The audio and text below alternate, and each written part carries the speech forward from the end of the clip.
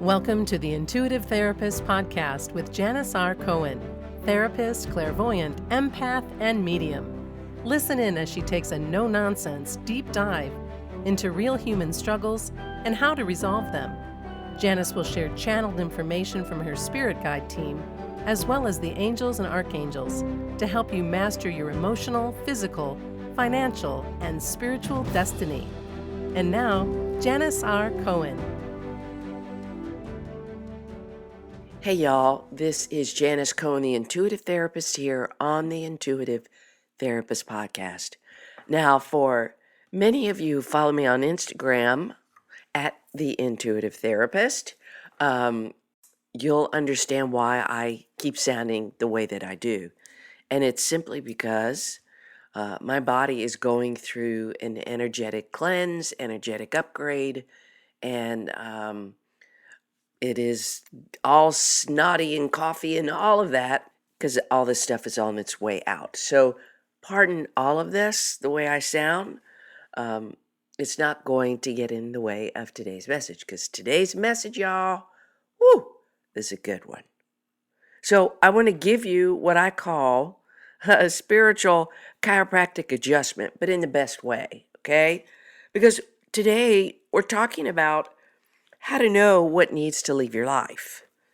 Yeah, leave so that you can actually receive the blessings that you keep praying for and affirming for and journaling about and visualizing and talking about.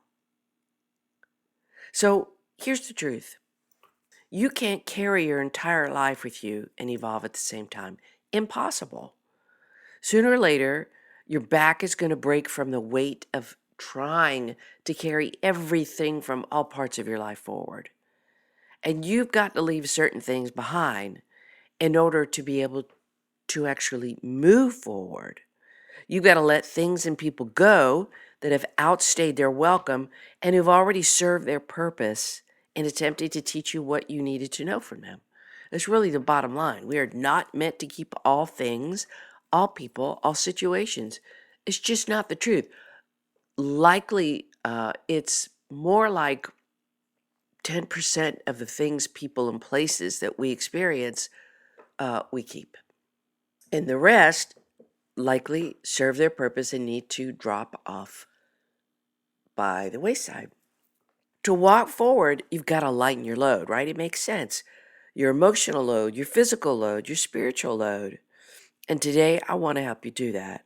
Now, I know this is not the most comfortable conversation to have with anybody, let alone with yourself. By asking yourself, oh my goodness, what do I need to unburden myself with? What do I need to untether myself from? We don't want to look at those things. We don't, because sometimes we hold on to things because of this idea of what the memory means, right? Or the relationship means, or there's a sense of obligation to it because it showed up and did something for you. Now, the reality is, it is hard to let certain things go. It takes a certain amount of courage to do that. And I want to talk to you about garnering that courage. Now, anytime somebody tells me I have to let go of something, I kind of get this pit in my stomach, like my stomach kind of sinks. And y'all, I have to tell you something. I've had to keep pausing this recording because I'm coughing and coughing and coughing all of a sudden. I wasn't coughing before I started recording this. And what that lets me know is that there's so much in the collective of needing to speak your truth, of needing to let go of the need to be quiet or stay silent so that other people will feel comfortable. So whoever that fits for, that's perhaps one of the things that you need to let go of. If your desire, though, is to have a life if your desire, this is how it's coming through. If your desire to have the life you want outweighs any discomfort you're willing to experience, then today's conversation is going to feel really good to you because that means you're ready. You're done with carrying all the stuff that weighs you down. You're done, and that's great. So let's get into it. One of the first points I want to make is that you can't receive with a clenched fist. And here's the thing most people forget on this spiritual path is that you can't hold on to expired relationships, outdated identities, or old versions of yourself and expect to receive divine level blessings at the same time. It just doesn't work that way. That's not how energy works. And that's not how manifestation works. And that's not how you as a human being works. So imagine trying to catch blessings with your hands full of things that no longer serve you. Resentments, guilt, overfunctioning, performing, people pleasing. You need to control outcomes. Doesn't this make sense? It's like trying to add more water to a cup that's already filled to the top. You can't, even if you try. The only thing that's going to happen is that whatever you try to add to the cup, whatever you're trying to pour into the cup, it just falls to the ground, to the side, because there's no room to add new fresh water because the old water is still in there, occupying the space completely. So no wonder the universe is like, well, I want to give you more, but you're not available to receive. You're too filled up with the past. So if you feel like your manifestations are delayed or your life is stalled or a creative project isn't moving forward, it might not be because you're doing something wrong. It might actually be because you're too full of what's not right anymore. So, how do you know what needs to leave your life? How do you know what's not right anymore? I want you to ask yourself these 3 questions. The first is, what in my life feels like I have to shrink, pretend, hustle, or hide to keep it? Next, what in my life feels heavy, burdensome, unexciting? Next, what in my life feels like it's a drain, a headache, a pain in the neck? To know what you need to let go of, to untether yourself, is to know what is no longer in alignment with your truth. You got to know who you are. You got to know what you stand for. You got to know what you want, what you don't want, what you will and won't accept. And if it requires you, whatever it is in your life, requires you to betray yourself for it, it's not aligned. And if it's not aligned, it's blocking your blessings, period. Sometimes it's a job, a title, a friendship, a routine. Sometimes it's a belief that you're only lovable when you're productive, that unless you say yes to everything, you're not good enough. Or unless you could solve all of your problems now, you never will. Sometimes it's your inner martyr whispering, I'll be happy when everybody else is okay. And let me be clear with you. What needs to go is anything you have to abandon yourself to maintain. We've all been there. We've all done that. Betray ourselves to keep something, either to please somebody else or because our fears tell us that we need to keep it. But our fears are never true. Unless we're in grave danger, our fears are never true. And that is really 100% of the time, because rarely are we in grave danger. Rarely, if at all. Because blessings don't come to your mask. Listen to this. They come to your truth. I'm going to say it again. What needs to go is anything you have to abandon yourself to maintain.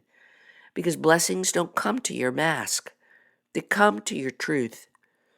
And if you want your blessings, then the real you must show up to claim them. Now, you can't keep hiding in the past because you're evolving beyond that. It's like trying to squeeze yourself into jeans that are too small, that are 3 sizes too small. Eventually, you really can't, and you can't even button them, right? So why are you trying to do that? Why are you trying to stay the same? Why are you trying to avoid what's good that could come to you if you decide to change your pair of jeans and put on ones that fit? Or get a better pair of shoes that are more comfortable? Or speak your truth? Why are you avoiding that? What's the worst thing that could happen? your circle, the wide circle that you have of people in your life gets smaller. Good. We want small circles because that means that the people that are in those small circles are the right people. Now, here's where it gets real deep. We're not just talking about changing your schedule or cleaning out your closet. We're talking about readying yourself to let go of who you believed you have been to become the version of you who has all that he or she, they, whatever pronoun you use, I say that respectfully, wants. This is called an ego death. This is the shit, right? This is the stuff that, I'll tell you what, this is what I've been going through since November. An ego death, total transformation. And what's happening to me physically, like what you're hearing in my voice and my nose and all of that, it's the tail end of that. It's my body getting rid literally of the energy of what doesn't work for me anymore. So it's taken time because I've held on to a lot and I didn't even know it. And a lot of this energy is not even mine because I'm an empath. I take it on. So it's taking quite a while to clear. So this ego death thing, I want to get back to this. If you've been on this path for a while, right, the spiritual path, you know ego death doesn't show up like a gentle breeze. It really does not. It like kicks your ass. It'll show up as an identity crisis, losing friends and major relationships you thought were forever. Shows up as questioning your purpose and feeling lost, out of control, and resourceless. It shows up where you feel like nothing makes sense anymore and that you don't even know which way to turn. And y'all, this has been me for the last several months. And I say that in full transparency because every time I know I've leveled up, I've dealt with this. And so look back on your life and go, okay, when did all of this feel like, when did my whole life kind of feel like it was falling apart? And I had no idea who I was. I had no idea what was happening. Everything was changing. When was that? Because that's likely, and you experienced an ego death. So this is where you reach a point where you got to let all of the uncertainty into your life. Now, that's a weird thing. When you're like, oh, uncertainty, please come in because I'm supposed to invite you in. Yeah, you are. Because when you're uncertain, kind of like the same thing as when you're confused, there's room for you to grow because you're not stuck in your convictions or thoughts or beliefs. Uncertainty, while it feels very, very uncomfortable, because our mind, our ego is like, oh, no, no, no, no, no, we need to feel safe and certain. Ego death is like, oh, hell no. No, I'm going to throw you into the pool of uncertainty and you're going to have to figure out how to get out of that, right? So invite it in. Why fight it? Say, okay, uncertainty, come on in so that I can cultivate certainty, so that I can learn to trust myself, so that I can learn to trust spirit, so I can learn to release what no longer serves me, so I can be open to seeing life in a different way, so that I can learn what I have been resisting to learn, so I can embrace an entirely new version of me, free from my past, and carrying all my lessons forward. That's what uncertainty invites us to do. But ego death, y'all, even though it is hell, it can feel like hell. It can feel like it's ripping your guts out. It's not. It's not a punishment either. It's actually leading you towards liberation. The ego death is your soul saying, okay, let's stop living for the approval of others and let's start living for the approval of self. Let's start living in our truth because that's the quickest way to get in alignment. It's the quickest way to connect to source. It's the quickest way to raise your vibration to literally the highest level of vibration, which is authenticity. It says, let's stop believing all the limitations that our ego is pressuring us to believe. Let's just stop. Let's stop practicing all of this helplessness and start to stand up and help ourselves just by taking one step and then the next and then the next. You see, you have to be willing to lose the life you built from fear to receive the one built from faith. And you have to accept that nobody is going to come to save you. No one. There is no prince or princess coming on a white horse coming to save you. It does not exist, because that's not how our lives work. That's not how this human growth and evolution works. Every obstacle you encounter, you have to overcome. You could read a million books, you could get a million trainings, you could listen to a million podcast episodes, and you still have to do the work. People who are speaking about the work have done the work, likely. There are people who speak about the work and they haven't done the work. Most people have. So you have to accept that nobody's coming to save you or do your work for you. Right? This is an inside job. Now, when it comes to ego death, surrender is a key part of this. And the past 6 months for me has been a dark night of the soul, and I'm not embarrassed to say that at all. I'm actually quite proud, because I know how big my dreams are, and I know that I'm gonna, the other side of this pillow here, right? The flip side of the pillow, the cool side of the pillow, is going to be even bigger, better than I could possibly imagine. And so even though the 6 months has been very, very tough, and I wish I had gotten closest to this period sooner, I can now look back and go, oh, I totally see why it took so long. And I'm starting to see it. But the past 6 months, it's been tough. It's been an ego death, and it's been a rebirth. And I'm definitely not the same person I was even a few weeks ago. Because it's not easy to go through this. But once you catch on, like when you realize, oh my gosh, everything's falling apart, there's a greater reason for this. I want to know now, but I can't, because it's not time. So I'm going to try to move through this the best that I can and pay attention to everything so that I can grow and learn from it incrementally and not have to repeat this, right? Once you catch on, this experience, the ego death, becomes powerfully influential in your life. And let me tell you this, we talk about this concept of surrender. It is not a thinking process. You cannot think yourself into surrender. It's impossible, because our minds are limited. Surrender is an experience. It's an experience, a move you make, right? Ego death is a push and a push and a push for you to face the stuff that you don't know what to do with, right?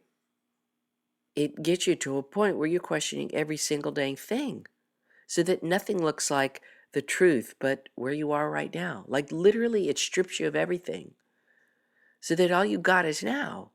And all you got is the option to go within or not, to stall the process or not. Everything gets muddled for you. Everything. It's the beauty and the curse of it. Everything. And you've got to be able to know that there's a divine reason why the inner turmoil and chaos is happening. You've got to have enough faith to say, I don't know what this means, but it's something big. It's something divine, I know. And I know you're going to guide me, Spirit. Please guide me, right? And you can't rush it either. This feels like, I'm telling you, the ego death, and I don't want you to fear it. You've already experienced it. I know. Everybody in human form has already experienced it at one point or another. Whether it was when you were a young kid or 5 minutes ago, right? Feels like sludge to move through. And it can last months or a moment. And it's not up to you how long it lasts, unless you become so introspective and aware and conscious of it that you use each moment to consciously let go and understand what's happening. But surrender also is not letting go of control. Actually, I'm sorry, it is. They just corrected me like, Janice, your head is all foggy still. Surrender is letting go of control. But how do we do that? Like most of us are like, well, I got to be in control of something. How am I supposed to surrender when I feel so crazy and uncertain. And here's the truth. The easiest way to let go of control is to stop focusing on the future.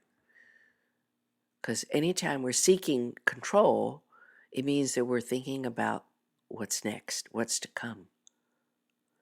And we're thinking about, let's not go through the pain in the past again.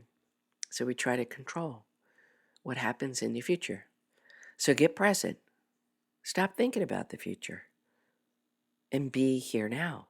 It's opening yourself up to something new in the moment. A new thought, belief, way of seeing something or somebody.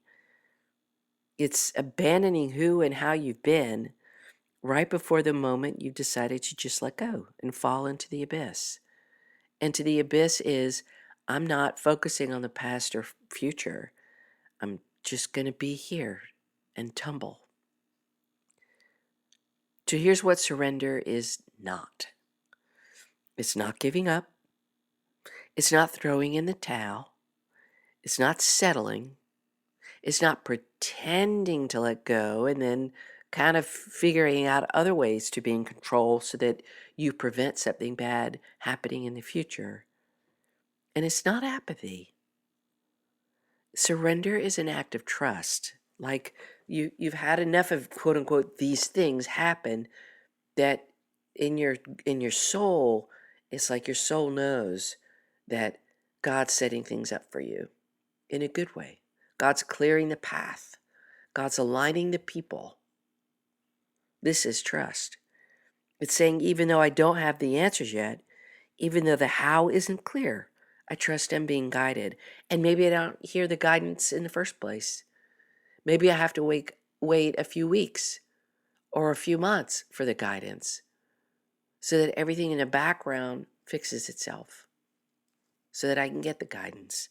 So I've gotten to a point where I'm stopped fighting against what is asking me to stop and receive. Because when you release what's misaligned, there will be a void. And that void, yep, it's going to feel scary, lonely, confusing, like you're floating in the middle of a cosmic ocean.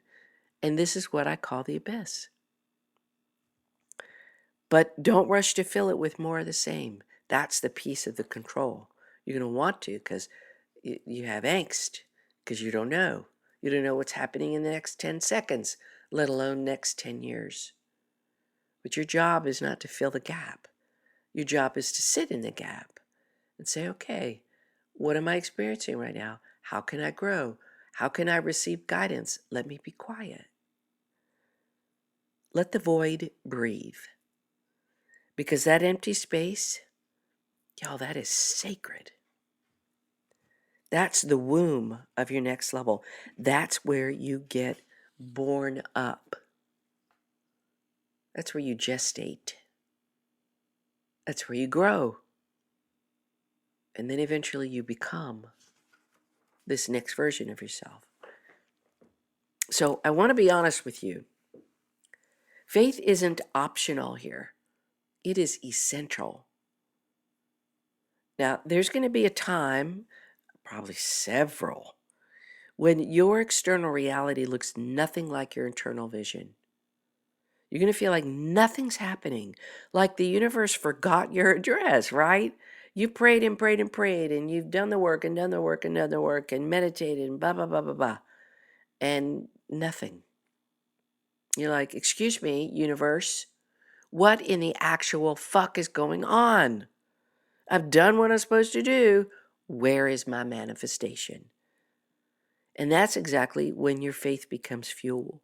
Because we all know how powerful our ego is when it comes to keeping us feeling uncertain. Ooh, our ego is just brilliant at this. It's masterful at that. It keeps us safe, right? It does not like the uncertainty, and it does not encourage us to sit in the uncertainty.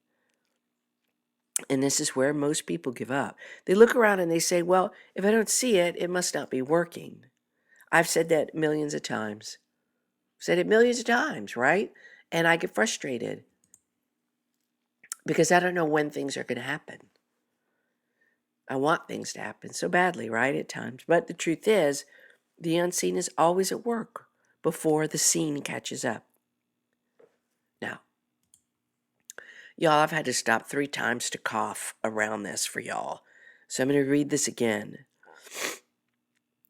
This is where people give up. Faith is not optional, it's essential. Okay? The unseen is always at work before the seen catches up. Faith is knowing that just because it hasn't arrived yet doesn't mean it's not on its way.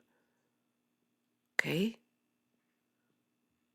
Your job, listen to this, while you're waiting, is to not focus on the waiting. It's to keep walking in alignment as if it's already yours. Because if you're focused on the waiting, guess where you're focused on? Lack. Because it hasn't arrived. Nope, we don't want to repel. We don't want to keep it away any longer. We want to invite it. So we're going to say to ourselves, yep, I am aware that I am not seeing that in front of my face. That is not materialized. And I believe it anyway. And I'm walking in faith. I'm walking as if it's already mine, that I've received that $100,000 in my account, that amazing, ideal, beautiful love partnership is here, that I have the job of my dreams, that my book is a bestseller, that I'm in the best health of my life. And this is how you keep faith intact. You walk in alignment as if it's already yours because you know it's coming. Because that feeling in your heart says, this couldn't be any truer for me. Love that. Thank you, Spirit. Because your energy is the invitation, and how you live your life on a daily basis is what sends your desires the exact coordinates to find their way to you. So I want to give you a few steps to ground all of this in today as we come to a close. The first is to take inventory of your energy. I'd like you to ask, where am I tolerating instead of thriving? Where am I tolerating instead of thriving? Or where am I tolerating instead of deciding? Because when we're tolerating, even though we're making a decision, it's not from our truth. What feels heavy, faked, or forced? Okay? Write all of these things down. Circle what feels most urgent. Where am I tolerating instead of deciding? And that's where your starting point is. Okay? Now, this bless and release is number 2 that I wrote down. You see, here's the thing. Remember we talked about lightening your load. You do have to let certain things go. You have to let certain dreams die. You have to let certain relationships end. You have to let certain circumstances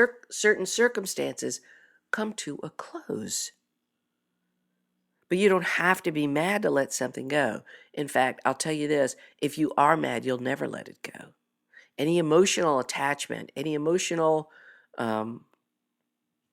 connected to something, any emotion that you have connected to something, any charge, you will not be able to let something go. So you've got to even that out, right? It makes it truly harder to release. So to let go of the emotional charge, I want you to simply ask yourself, okay, what is the lesson in this relationship or situation that I haven't figured out yet? If I'm still angry, then there's something in me I haven't dealt with. Now remember, the reason why I say it that way, spirits want you to hear this specifically, is because if you're angry at what somebody's done, then you're angry in the wrong place. You're blaming the messenger. You chose this person to show up in the way that they did. You chose the situation to show up in the way that it did. And because that's the truth, then it comes down to you. What is it that you haven't made peace with? What is the lesson you haven't learned or figured out yet so that you can let this go? There is something undone if there's an emotional charge. Okay? Get to the root of that. Then you'll be able to let it go because it all has to do with you. Why are you still hurt by the relationship? Why are you still pissed? Why do you still feel disappointed by something? Why? Because you didn't expect it to be that way? Okay? And much of what we expect doesn't turn out that way. And if you hinge your happiness on your expectations, you're screwed. So quit. Hey, did you expect something? Did you hope for something that you didn't realize you were hoping for? If that's the case, acknowledge it. Be mindful of having hopes and expectations. It could be just as simple as that. And by the way, that came through in spirit saying that is for somebody out there. What I just said about hoping and expecting. If you hope and expect and hinge your happiness on hope and expectation, you're screwed because you'll never have happiness if you hinge it on something outside of you. Take time to find that out and then make the changes that the lesson is asking you to make. And then you can thank it for what it taught you. I remember when I was in therapy in 2008. This book, the story is in my book after a relationship, and I had PTSD from it. And I kept asking my therapist, I was like, how do I stop being so angry? How do I stop all this? Because I couldn't. I was so hurt. I was, all the ways. Like it was the worst relationship and the best experience ever. Because I made it the best experience. And she said, Janice, turn every fuck you into a thank you. And I didn't understand what that meant at the time until I did. So I get to look back at everything. I was telling my husband this the other day. I was like, there's nothing anybody can't ask me about any relationship I've ever had. I have no problem talking about anything I've been through because there's no emotional charge connected to it anymore. So it's like done. So when we're done, right, you're kind of done. There's no emotional charge. So I get to say to the worst experiences, the worst boyfriends, the worst bosses, thank you. I wouldn't have become who I am without you. That's how you know you've mastered a lesson. You're able to say, I'm done. We're done. It's time for you to go. You don't belong in my next season.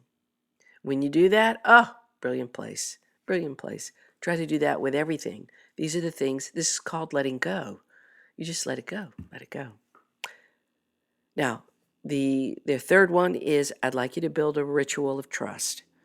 So you get to create a daily practice that anchors into your faith.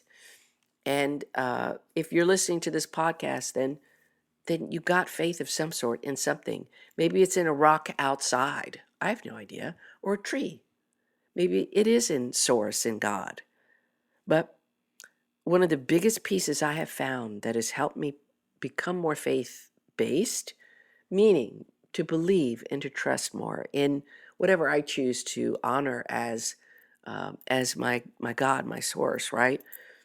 Is that if I can cultivate safety in my body, then I'm home free. It means that I have quieted myself.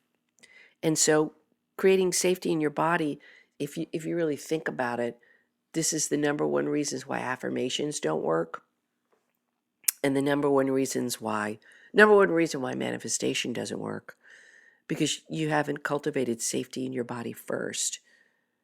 Because anytime you're pretending to say something pretending to believe, and your body's like, oh, hell no, we know that's not true, it's a waste of time, okay?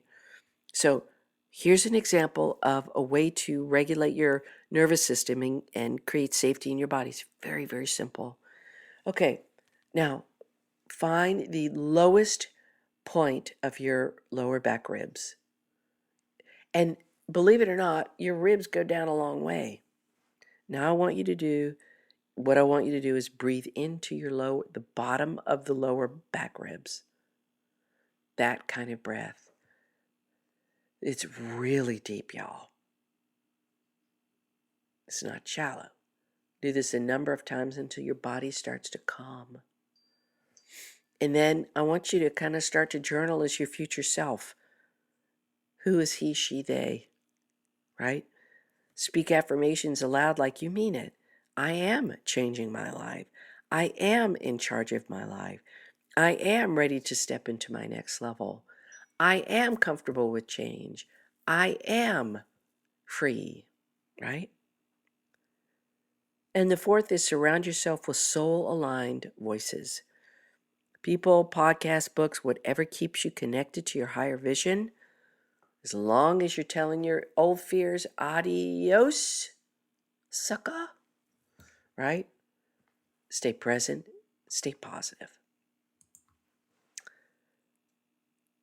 You see, we are never meant to beg for blessings. You're not meant to hustle for worthiness. You're not meant to keep what no longer fits just because you're afraid of the unknown. Something somewhere is going to take it from you. There's going to be some degree or increased degree of discomfort in your life if you don't let go of what's outstayed its welcome. That's just not how this human existence works, right? Like, it will be taken from you, and it will feel difficult if you're not the one letting go of it. You see, this earth experience will always have people and circumstances that we're meant to outgrow. So don't be afraid to let that outgrown pair of jeans that I talked about before, is way too small for you right now, from your childhood, stay in the back of your closet as an adult. I'm going to say that again.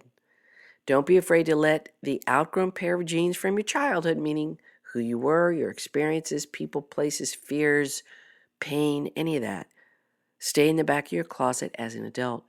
Get rid of it. Donate it. Be done. Wash yourself clean of it. Clean that closet out in all the ways. The very fact that something feels like it's slipping away, it is often a sign that you're rising and that it needs to go. Do not try to hold on to somebody who's trying to wiggle out of your life. Do not try to hold on to a job that kills you every day just because of the money. Do not try to hold on to a dream that hasn't been realized because it's from a version of you from the past. Do not hold on to anything that has outstayed its welcome. Let it go. Let it fall. Let it unravel. Because when the old you dies, the real you, listen to this, the real you finally has room to live. You don't get the blessings by fighting to keep what's expired. You get the blessings by choosing you always. That's why authenticity is the highest vibrating feeling. Because it is literally you showing up as you. And when you show up as you, you're made in the image of God. This is God. God in you. So choose your truth. Choose alignment.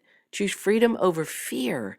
Choose to let this experience of ego death take what it needs to take from you so that all these layers are shed and you're stepping up and stepping into this new season of your life, lighter, cleaner, freer, ready.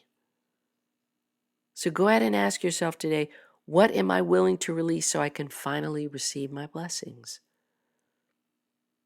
See what comes up for you. Do worst case scenario. If I let this go, what's the worst that can happen? You have emotions about it? Okay, deal with them. What's the best case scenario? I love you. I see you. I honor you. Now, go out there and clear some space, y'all. You know exactly what needs to go first. You know. And maybe if you're saying, I don't know, I want you to stop that too. Say, I get to know. I already know. And go for a walk. Start somewhere, anywhere. Just start now. Because your blessings are ready. Are you? If you feel like this has helped you and you feel like somebody else in your life could benefit, please go ahead and share. Go ahead, hit that like and subscribe button, right? And be the first to be notified of new podcast episodes dropping. Please leave a rating and review if you feel like any of these episodes really speak to you. I wish you a blessed day, a wonderful week, and as always, live intuitively. Thanks for listening to The Intuitive Therapist. If you like what you heard, the best compliment you can give us is to share this podcast with a friend. And be sure to give us some stars and a favorable review at Apple Podcasts or wherever you listen in.